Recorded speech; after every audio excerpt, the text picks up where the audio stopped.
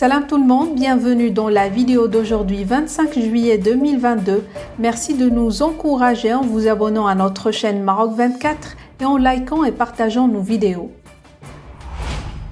Dans la vidéo d'aujourd'hui, nous allons jeter la lumière sur le pseudo-entretien, publié hier dans la quasi-totalité de la presse algérienne, dans lequel Ammar Bellani réagit à l'ouverture de consulats à Laayoune et à Dakhla ainsi qu'au déplacement de Staffan de Mistura au Maroc.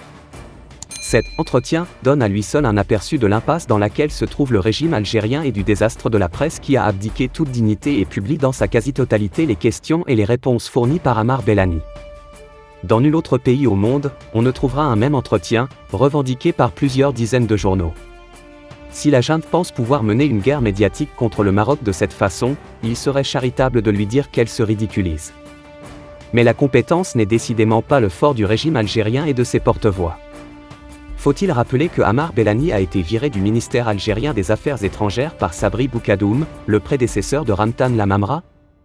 Mis à la retraite pour incompétence, Bellani a été réactivé par Lamamra avec comme mission d'alimenter par des ragots la presse algérienne. Visiblement, la série d'ouvertures de consulats de pays africains au Sahara marocain, dont le dernier acte s'est déroulé le 21 juillet à Dakhla, irrite l'Algérie.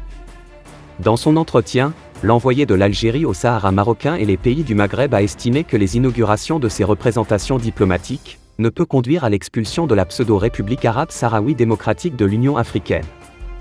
C'est un objectif chimérique, a-t-il avancé. Le Maroc a déjà essayé par le passé et il s'était lamentablement cassé les dents, d'autant que rien dans les textes fondateurs de l'Union africaine ne prévoit le recours à une telle option, a expliqué Bellani. En effet, l'acte constitutif, adopté le 11 juillet 2000 à Lomé au Togo, ne prévoit pas de disposition sur l'expulsion d'un de ses membres. Le législateur africain a seulement réservé l'article 30 à la suspension des gouvernements qui accèdent au pouvoir par des coups d'État. Néanmoins, l'article 32 autorise tout membre de soumettre à l'approbation de la conférence des chefs d'État des amendements ou révisions de la charte de l'Union africaine. À défaut d'être adopté par consensus, le seuil de l'appui de 2/3 des composantes de l'organisation panafricaine aux propositions est exigé afin qu'elle ait force de loi. Depuis l'enclenchement de la dynamique de l'ouverture de ces consulats, en 2020, les drapeaux de 20 pays africains flottent à Laayoune et Dakhla dont 11 États qui avaient des relations diplomatiques avec la pseudo-RAST. Il s'agit du Burkina Faso, du Burundi, de Eswatini, la Guinée-Bissau, la Guinée équatoriale, le Libéria, le Malawi, Sao Tomé et Principe, la Sierra Leone, le Togo et la Zambie. Sur un autre volet, Bellani, dans cet entretien, s'érige en porte-parole de Staffan de Mistura, l'envoyé personnel d'Antonio Guterres au Sahara. Il explique la renonciation de ce dernier à se rendre à Laayoune par les autorités marocaines qui ont voulu imposer à Di Mistura des interlocuteurs fantoches choisis arbitrairement par la puissance occupante. Il s'agit en fait de colons déguisés en élus, ou d'organisations vassales et satellites. Est-ce qu'un haut diplomate du rang de Di Mistura va se confier à un scribouillard comme Bellani? Très peu probable. Et Bellani de poursuivre que la décision de Di Mistura d'ajourner ce déplacement, dans de telles conditions inacceptables et offensantes, l'honorer à juste titre et elle mettra immanquablement la pression sur le Maroc qui est pris ainsi en flagrant délit de sabotage des efforts de l'envoyé personnel du secrétaire général de l'ONU. Et d'appeler certains membres influents du Conseil de sécurité à exercer une pression sur le royaume.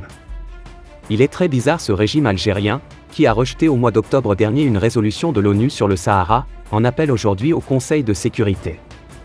En effet, l'on se rappelle que lors de l'adoption à une écrasante majorité, le 29 octobre dernier, de la résolution 2602 du Conseil de sécurité de l'ONU sur le Sahara, le ministère algérien des Affaires étrangères avait affirmé, dans un communiqué publié le 31 octobre 2021, que, suite à l'adoption par le Conseil de sécurité des Nations Unies de la résolution 2602-2021, l'Algérie exprime son profond regret quant à l'approche fondamentalement déséquilibrée, consacrée par ce texte qui manque cruellement de responsabilité et de lucidité, du fait du forcing malencontreux de certains des membres influents du dit Conseil. Il avait aussi précisé que l'Algérie ne soutiendra pas cette résolution, qu'il a qualifiée de partiale, pour la simple raison qu'elle préconise une solution politique basée sur le réalisme, et que l'Algérie y est citée en tant que partie prenante au conflit créé autour du Sahara. Si on comptabilise les réactions algériennes par le nombre de communiqués et de déclarations, on s'apercevra que le régime algérien est devenu un commentateur de l'action diplomatique marocaine. De commentateur à amuseur public, il n'y a qu'un pas. Pour rester informé, je vous invite à regarder les vidéos Maroc 24 qui s'affichent sur votre écran.